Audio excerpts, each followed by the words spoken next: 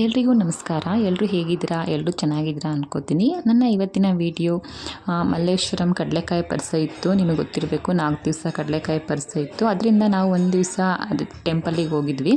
ಅದರ ಒಂದು ಪುಟ್ಟ ವಿಡಿಯೋ ಇದಾಗಿರುತ್ತೆ. ನಾವು ಇಲ್ಲಿ ಮೊದಲಿಗೆ ಕಾಡು ಮಲ್ಲೇಶ್ವರ ದೇವಸ್ಥಾನಕ್ಕೆ ಬಂದ್ವಿ.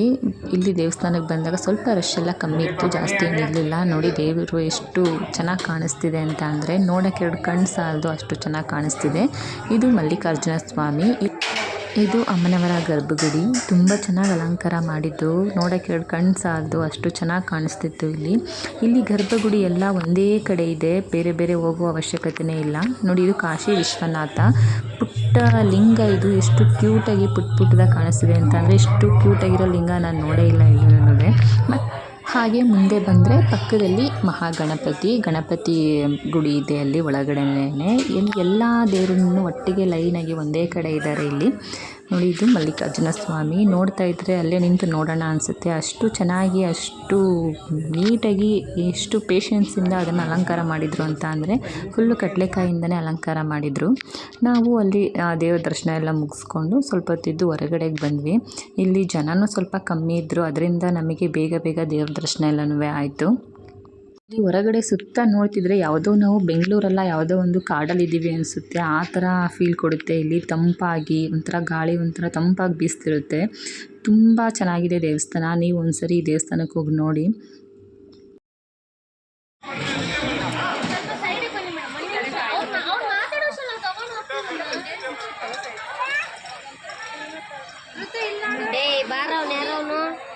ನಾವಾಗೆ ದೇವಸ್ಥಾನದ ಹೊರಗಡೆ ಬಂದು ಇಲ್ಲಿ ನಂದಿ ವಿಗ್ರಹ ನೋಡಿ ಫುಲ್ಲು ಕಡಲೆಕಾಯಿಂದನೇ ಅಲಂಕಾರ ಮಾಡಿದ್ದಾರೆ. ತುಂಬ ಚೆನ್ನಾಗಿ ಕಾಣಿಸ್ತಿತ್ತು. ನಾವು ಅಷ್ಟರಲ್ಲಿ ಇಲ್ಲಿ ಒಳಗಡೆ ಗಂಗಮ್ಮ ದೇವಿ ಇದೆ, ಆ ಗಂಗಮ್ಮ ದೇವಿ ನೋಡ್ಕೊಬರೋಣ, ಅಷ್ಟು ಟೈಮ್ ಆಗಿಬಿಟ್ರೆ ಬಾಗ್ಲಾಕ್ಬಿಡ್ತಾರೇನೋ ಅಂತ ಅಂದ್ಕೊಂಡು ಹೋದ್ವಿ. ಸೊ ಇವತ್ತು ಕಡಲೆಕಾಯಿ ಪರಿಷೆ ಇದ್ದಿದ್ದರಿಂದ ಸಂಜೆವರೆಗೂ ಓಪನ್ ಆಗಿತ್ತು ದೇವಸ್ಥಾನ. ಎಷ್ಟು ಚೆನ್ನಾಗಿ ಫುಲ್ಲು ಲೈಟಿಂದನೇ ಅಲಂಕಾರ ಮಾಡಿದರು ಅಂತ ಅಂದರೆ ತುಂಬ ಚೆನ್ನಾಗಿ ಕಾಣಿಸ್ತಾ ಇತ್ತು ದೇವಸ್ಥಾನ.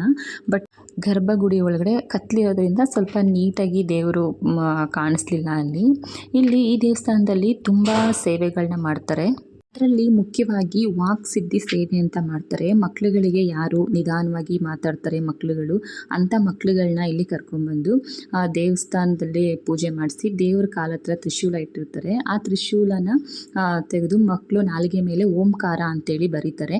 ಅದರಿಂದ ತುಂಬ ಜನ ಮಕ್ಕಳುಗಳು ಮಾತಾಡ್ತಾರೆ ಅನ್ನೋ ನಂಬಿಕೆ ಕೂಡ ಇದೆ. ತುಂಬ ಉದಾಹರಣೆಗಳು ಕೂಡ ಇದೆ ಅಂತ ಹೇಳ್ತಾರೆ. ಹೇಳ್ತಾ ಹೋದರೆ ಈ ದೇವ್ರದ್ದು ಎಷ್ಟೊಂದು ಪವಾಡಗಳು, ಎಷ್ಟೊಂದು ಉದಾಹರಣೆಗಳಿವೆ. ನಾವು ಕೂಡ ದರ್ಶನ ಎಲ್ಲ ಮುಗಿಸಿ ಕೂತಿದ್ವಿ. ನೋಡಿ, ಇವರು ನಮ್ಮ ಬ್ಯೂಟಿ ಲೇಡೀಸ್ ದರ್ಶನ ಎಲ್ಲ ಮುಗಿಸಿ ಅವರು ಕೂಡ ಕೂತಿದ್ದಾರೆ ಇಲ್ಲಿ. ನಾವು ಹಾಗೆ ಸ್ವಲ್ಪ ತಲ್ಲೇ ಕೂತು ದೇವಸ್ಥಾನ ನೋಡ್ತಿದ್ವಿ. ನೋಡ್ತಾ ಇದ್ದರೆ ದೇವಸ್ಥಾನ ನೋಡಬೇಕು ಅನ್ನಿಸ್ತಿತ್ತು, ಅಷ್ಟು ಚೆನ್ನಾಗಿ ಕಾಣಿಸ್ತಿತ್ತು ದೇವಸ್ಥಾನ. ಸೊ ಮಕ್ಕಳೆಲ್ಲ ಹೋಗೋಣ ಅಂತೇಳಿ ಅಂತಿದ್ರು. ನಾವು ಹೊರಗಡೆ ಹೊರಟ್ವಿ. ಜಾತ್ರೆ ಎಲ್ಲ ಇರೋದ್ರಿಂದ ಮಕ್ಕಳಿಗೆ ಮೇಯ್ನ್ ಅದೇ ಅಲ್ವಾ, ಜಾತ್ರೆಯಲ್ಲಿ ಏನಾದ್ರು ಕೊಡಿಸ್ತೀವಿ ಅನ್ನೋದೇ ಅವ್ರ ಮೈಂಡಲ್ಲಿ ಫಿಕ್ಸ್ ಆಗಿಬಿಟ್ಟಿರ್ತಾರೆ. ಸೊ ನಾವು ಕೂಡ ಹೊರಟ್ವಿ. ಸೊ ಹೊರಗಡೆ ಬರುತ್ತಾ ನೋಡಿ, ಇಲ್ಲೊಂದು ಗಂಗಮ್ಮ ದೇವಿಯ ವಿಗ್ರಹ ಇದೆ. ಎಷ್ಟು ಚೆನ್ನಾಗಿ ಕಾಣಿಸ್ತಿದೆ, ಪುಟ್ಟದಾಗಿ ವಿಗ್ರಹ. ಇಲ್ಲಿ ಈ ದೇವ್ರ ಮುಂದೆನೂ ಕೂಡ ಒಂದು ತ್ರಿಶೂಲ ಇಟ್ಟಿರ್ತಾರೆ. ಆ ತ್ರಿಶೂಲ ಅಂದರೆ ಮಕ್ಕಳಾಗದೇ ಇರೋರು ಅಥವಾ ಮದುವೆ ಆಗದೇ ಇರೋರು ಆ ತ್ರಿಶೂಲದಲ್ಲಿ ನಿಂಬೆಹಣ್ಣು ಚುಚ್ತಾರೆ. ಕೆಲವರು ಒಂದು 11 ರೂಪಾಯಿ ಕಾಣಿಕೆನ ಕಟ್ಕೊಂಡು ಮಕ್ಕಳಾಗದೇ ಇರಲಿ ಅಥವಾ ಮದುವೆ ಆಗದೇ ಇರಲಿ ಅವರಿಗೆ ಆ ಕಾಣಿಕೆನ ಅರ್ಶನದ ಬಟ್ಟೆ ಮಾಡಿ ಆ ತ್ರಿಶೂಲದ ಕೆಳಗಡೆ ಒಂದು ಶಕ್ತಿಪೀಠ ಇದೆ, ಅದಕ್ಕೆ ಕಟ್ತಾರೆ. ಇಲ್ಲಿ ಕಟ್ಟಿದ್ರೆ ಕಂಕಣ ಭಾಗ್ಯ ಆಗಲಿ, ಸಂತಾನ ಭಾಗ್ಯ ಆಗಲಿ ಸಿಗುತ್ತೆ ಅನ್ನೋದು ಇಲ್ಲಿನ ನಂಬಿಕೆ ಆಗಿರುತ್ತೆ. ತುಂಬ ಉದಾಹರಣೆಗಳು ಕೂಡ ಇದೆ. ಇಲ್ಲಿ ಕಟ್ಟಿದ ಮೇಲೆ ಒಳ್ಳೆಯದಾಗಿದೆ ಅನ್ನೋದು ತುಂಬ ಜನರು ಹೇಳ್ತಾರೆ. ನಮಗೆ ಇಲ್ಲಿ ಹೋಗಿ ಬಂದ ಮೇಲೆ ಸಂತಾನ ಭಾಗ್ಯ ಆಗಲಿ ಅಥವಾ ಮಕ್ಕಳ ಭಾಗ್ಯ ಆಗಲಿ ತುಂಬ ಜನರಿಗಾಗಿದೆ. ನಿಮಗೆ ಯಾರಿಗಾದರೂ ಇಲ್ಲಿ ಹೋಗಬೇಕು ಅನಿಸಿದ್ರೆ ಮಲ್ಲೇಶ್ವರಮಲ್ಲಿ ಈ ಟೆಂಪಲಿಗೆ ಒಂದ್ಸರಿ ಹೋಗಿ ನೋಡಿ. ಹಾಗೆ ನಾವು ಈ ದೇವಸ್ಥಾನದಿಂದ ಹೊರಗಡೆ ಬಂದ ಕೂಡಲೇ ಇಲ್ಲಿ ಎದುರುಗಡೆಗೆ ಇನ್ನೊಂದು ದೇವಸ್ಥಾನ ಇದೆ, ದಕ್ಷಿಣ ಮುಖ ನಂದಿ ಅಂತೇಳಿ ದೇವಸ್ಥಾನ ಇದೆ. ಆ ದೇವಸ್ಥಾನಕ್ಕೂ ಹೊರಟ್ವಿ ನಾವು.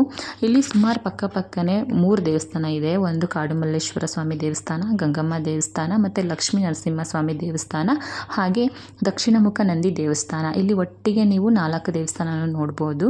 ಒಮ್ಮೆ ಬಂದು ಇಲ್ಲಿ ಒಂದ್ಸರಿ ನೀವು ನೋಡಿ.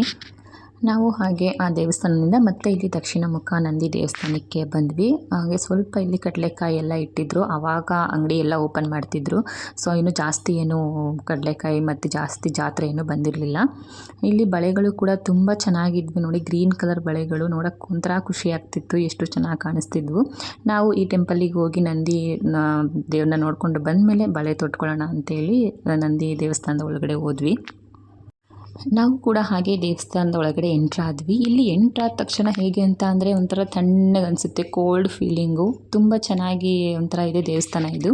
ನೀವು ಒಮ್ಮೆ ಈ ದೇವಸ್ಥಾನಕ್ಕೆ ಬನ್ನಿ, ನಿಮಗೆ ಆ ಫೀಲ್ ಗೊತ್ತಾಗುತ್ತೆ. ಇಲ್ಲಿ ಮಧ್ಯ ಒಂದು ಕೊಣ ಕೂಡ ಇದೆ, ಅಂದರೆ ಕಲ್ಯಾಣಿ ಕೂಡ ಇದೆ. ಈ ಕಲ್ಯಾಣಿಯಲ್ಲಿ ತುಂಬ ಆಮೆಗಳಿದ್ದಾವೆ ಮತ್ತು ಫಿಶ್ಗಳಿದ್ದಾವೆ, ಎಷ್ಟೊಂದು ಇದ್ದಾವೆ ಅಂತ ಅಂದರೆ ಪುಟ್ಪುಟಾಣಿ ಫಿಶ್ಗಳು ಮತ್ತು ಪುಟ್ಪುಟಾಣಿ ಆಮೆಗಳೆಲ್ಲ ಇದ್ದಾವೆ. ಇಲ್ಲಿ ತುಂಬ ಜಾಸ್ತಿ ಆದರೆ ಆಮೆಗಳನ್ನ ತೊಗೊಂಡೋಗಿ ಸ್ಯಾಂಕಿ ಟ್ಯಾಂಕಲ್ಲಿ ಬಿಡ್ತಾರಂತೆ, ಇಲ್ಲಿಂದ ತೊಗೊಂಡೋಗಿ. ನೋಡಿ ಇಲ್ಲಿ ನಂದಿ ವಿಗ್ರಹ ಇದೆ, ನಂದಿ ವಿಗ್ರಹದಿಂದನೇ ನೀರು ಬರುತ್ತೆ ಇಲ್ಲಿ ಬಾಯಿಂದ, ಅದು ಡೈರೆಕ್ಟಾಗಿ ಶಿವಲಿಂಗದ ಮೇಲೆ ಹೋಗಿ ಬೀಳುತ್ತೆ. ಈ ನಂದಿ ಬಾಯಿಂದ ನೀರು ಬರೋದು ಇದು ಎಲ್ಲಿಂದ ಬರ್ತಿದೆ ಅಂತೇಳಿ ಇದುವರೆಗೂ ಯಾರಿಗೂ ಗೊತ್ತಿಲ್ಲ. ಇದು ತುಂಬ ಜನ ಕೂಡ ಇದನ್ನು ರಿಸರ್ಚ್ ಮಾಡಿದಾರಂತೆ, ಬಟ್ ಈ ನೀರು ಎಲ್ಲಿಂದ ಬರ್ತಿದೆ ಅಂತೇಳಿ ಇನ್ನೂ ಯಾರಿಗೂ ಕೂಡ ಗೊತ್ತಿಲ್ಲ. ಒಂಥರ ತುಂಬ ಚೆನ್ನಾಗಿದೆ, ಒಂಥರ ವಿಸ್ಮಯ ದೇವರು ಅಂತ ಹೇಳ್ಬೋದು ಇಲ್ಲಿ. ಹಾಗೆ ಇಲ್ಲಿ ನಂದಿ ಬಾಯಿಂದ ಬಿದ್ದ ನೀರು ಶಿವಲಿಂಗದ ಮೇಲೆ ಬೀಳುತ್ತೆ. ಶಿವಲಿಂಗದ ಮೇಲಿಂದ ಬಂದ ನೀರು ಇಲ್ಲಿ ಈ ಕೋಣದಲ್ಲಿ ಅಂತ ಅಂದರೆ ಈ ಕಲ್ಯಾಣಿಗೆ ಹೋಗಿ ಸೇರುತ್ತೆ. ಮತ್ತು ಈ ಕಲ್ಯಾಣಿನಿಂದ ನೀರು ಹೊರಗಡೆ ಒಂದು ಬಾವಿ ಇದೆ ಅಂತೆ, ಆ ಬಾವಿಗೆ ಹೋಗಿ ಸೇರುತ್ತೆ ಅಂತ ಹೇಳ್ತಾರೆ. ನೋಡಿ ಎಷ್ಟು ಚೆನ್ನಾಗಿ ಕಾಣುತ್ತೆ ದೇವಸ್ಥಾನ ಅಂತ ಅಂದರೆ, ಹೂಗಳಿಂದನೇ ಅಲಂಕಾರ ಮಾಡಿದ್ದಾರೆ. ಹಾಗೆ ಕಡೆ ಕಾರ್ತಿಕ ಸೋಮವಾರ ಬರುತ್ತಲ್ಲ, ಆ ಸೋಮವಾರದಲ್ಲಿ ಇಲ್ಲಿ ಫುಲ್ಲು ದೀಪಗಳಿಂದನೇ ಅಲಂಕಾರ ಮಾಡ್ತಾರೆ. ಇಲ್ಲಿ ಕಲ್ಯಾಣಿ ಸುತ್ತ ಆಗಿರ್ಬೋದು, ಇಲ್ಲಿ ನಂದಿ ಮತ್ತು ಶಿವಲಿಂಗ ಅದತ್ರ ಆಗಿರ್ಬೋದು, ಎಲ್ಲ ಕಡೆನೂ ಕೂಡ ಫುಲ್ಲು ದೀಪದಿಂದನೇ ಅಲಂಕಾರ ಮಾಡ್ತಾರೆ. ಹೋಗೋರು ಬೇಕಿದ್ರೆ ಲಾಸ್ಟು ಸೋಮವಾರ ಕೂಡ ಹೋಗಿ ನೀವು ಇಲ್ಲಿ ನೋಡ್ಬೋದು. ನೋಡಿ ಜನ ಸ್ವಲ್ಪ ಆಗಲೇ ಜಾಸ್ತಿ ಆಗ್ತಿದ್ರು ಕಡಲೆಕಾಯಿ ಪರ್ಸೆಗೆ. ನಾವು ಹೋದಾಗ ಅಷ್ಟು ಕಮ್ಮಿ ಇದ್ದರು ಜನ, ಈಗ ಜನ ಕೂಡ ಜಾಸ್ತಿ ಆದರು. ಮತ್ತು ನಾವು ಆಗಲೇ ಬಳೆಗಳನ್ನ ನೋಡ್ಕೊಂಡು ಹೋಗಿದ್ವಿ, ಗ್ರೀನ್ ಕಲರ್ದು. ಆ ಬಳೆಗಳನ್ನ ಹಾಕ್ಸ್ಕೊಳ್ಳೋಣ ಅಂಥೇಳಿ ಒಬ್ಬೊಬ್ಬರಾಗಿ ಎಲ್ಲ ಬಳೆಗಳನ್ನ ಹಾಕ್ಸ್ಕೊಂಡ್ವಿ. ತುಂಬ ಚೆನ್ನಾಗಿ ಕಾಣಿಸ್ತಾ ಇತ್ತು ಆ ಬಳೆಗಳಂತೂ. ಮಕ್ಳುಗಳು ಕೂಡ ನಾವು ಹಾಕ್ಸ್ಕೊಂಡಿದ್ದು ನೋಡಿ ಅವರು ಕೂಡ ಏನಿಸ್ತೋ ಗೊತ್ತಿಲ್ಲ, ಅವರು ಕೂಡ ಬಳೆಗಳನ್ನೆಲ್ಲ ಹಾಕ್ಸ್ಕೊಂಡ್ರು. ಸೊ ನಮ್ಮ ಬಳೆ ಸ್ಪಾನ್ಸರ್ ಬಂದು ನಮ್ಮ ಸ್ನೇಹಿತರು ನೋಡಿ, ಇಲ್ಲೇ ಇದ್ದಾರೆ ಮಮತಾ ಅಂತೇಳಿ, ಅವರೇ ನಮಗೆಲ್ಲನೂ ಬಳೆ ಹಾಕ್ಸಿದ್ದು. Thank you Mamata. ಹಾಗೆ ನಾವಿಲ್ಲಿ ಜಾತ್ರೆಗಳನ್ನ ನೋಡ್ತಾ ಮನೆ ಕಡೆ ಹೊರಡೋಣ ಅಂತೇಳಿ ಹೊರಟ್ವಿ. ನಮ್ಮ ಮಕ್ಳುಗಳಿಗೆ ಜಾತ್ರೆ ಮುಗಿಯೋದೇ ಇಲ್ಲ, ಅವರಿಗಂತೂ ಅದು ಬೇಕು ಇದು ಬೇಕು ಅಂತ ಕೇಳ್ತಾನೆ ಇದ್ದರು. ಇಲ್ಲಾಗಲೇ ಇಯರಿಂಗ್ ಸ್ಟಾಲ್ ಹತ್ರ ಬಂದರು. ಇಲ್ಲಿ ಇನ್ನೊಬ್ಬರು ನಮ್ಮ ದೋಸ್ತ್ ಕೂಡ ಇದ್ದಾರೆ, ಅವರು ನೋಡಿ ಇಯರಿಂಗ್ಸ್ ಎಷ್ಟು ದೊಡ್ಡ ಇಯರಿಂಗ್ಸ್ ತಗೋತಿದ್ದಾರೆ ಅಂತ ಅಂದೆ. ಅದರಲ್ಲಿ ಅನ್ನ ಹಾಕೊಂಡು ತಿನ್ಬೋದು ಇವರು, ಆ ಥರ ಇದೆ ದೊಡ್ಡ ಇಯರಿಂಗ್ಸು. ಎಲ್ಲ ತಗೊಂಡು ನಾವು ಹೊರಟ್ವಿ. ಹಾಗೆ ಜನ ಕೂಡ ಜಾಸ್ತಿ ಆಗ್ತಾನೆ ಇದ್ದರು, ಗಂಟೆಗೂ ನಿಮಿಷಕ್ಕೂ ಜಾಸ್ತಿ ಆಗ್ತಿದ್ರು. ಸೊ ಲಾಸ್ಟ್ ಡೇ ಕೂಡ ಇತ್ತು ಅವತ್ತು ಕಡಲೆಕಾಯಿ ಪರ್ಸೆ, ಅದರಿಂದ ಜನ ಜಾಸ್ತಿ ಆಗ್ತಿದ್ರು. ಮತ್ತು ಕಡಲೆಕಾಯಿ ಪರ್ಸೆಗೆ ಬಂದಮೇಲೆ ಕಡಲೆಕಾಯಿ ತೊಗೊಳ್ಳಿಲ್ಲ ಅಂದರೆ ಹೇಗೆ, ನಾವು ಕೂಡ ಕಡಲೆಕಾಯಿ ತೊಗೊಳ್ಳೋಣ ಅಂತೇಳಿ ಹೋದ್ವಿ.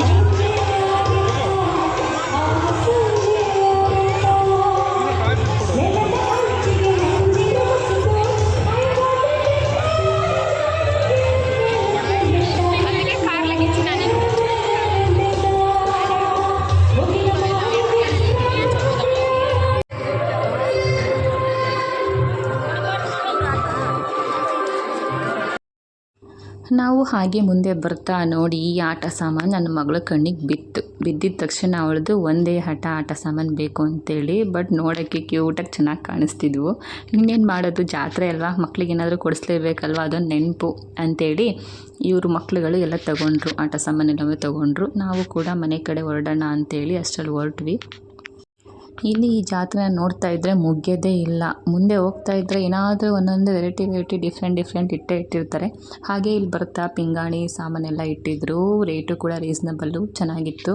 ಬಟ್ ನಾವು ಮಕ್ಳುಗಳನ್ನೆಲ್ಲ ಕರ್ಕೊಂಡು ಇದನ್ನೆಲ್ಲ ತೊಗೊಂಡು ಹೋಗೋಕ್ಕಾಗಲ್ಲ ಅಂತೇಳಿ ಹಾಗೆ ಮುಂದೆ ಬಂದ್ವಿ. ನೋಡಿ ಎಷ್ಟು ಚೆನ್ನಾಗಿ ಫ್ಲ್ಯಾಗ್ಸ್ ಎಲ್ಲ ಚೆನ್ನಾಗಿ ಕಾಣಿಸ್ತಿದೆ. ಸೊ ಇದು ನಮ್ಮ ಮಲ್ಲೇಶ್ವರಂನ ಕಡಲೆಕಾಯಿ ಪರ್ಸೆಯ ಒಂದು ವಿಡಿಯೋ ಆಗಿರುತ್ತೆ. ನಿಮಗೆಲ್ಲ ಇಷ್ಟ ಆಗಿದೆ ಅಂತ ಅಂದ್ಕೊಂಡಿರ್ತೀನಿ. ಸೊ ಇಷ್ಟ ಆಗಿದ್ದರೆ ಒಂದು ಲೈಕ್ ಮಾಡಿ, ಶೇರ್ ಮಾಡಿ, ಸಬ್ಸ್ಕ್ರೈಬ್ ಮಾಡಿ. Thank you.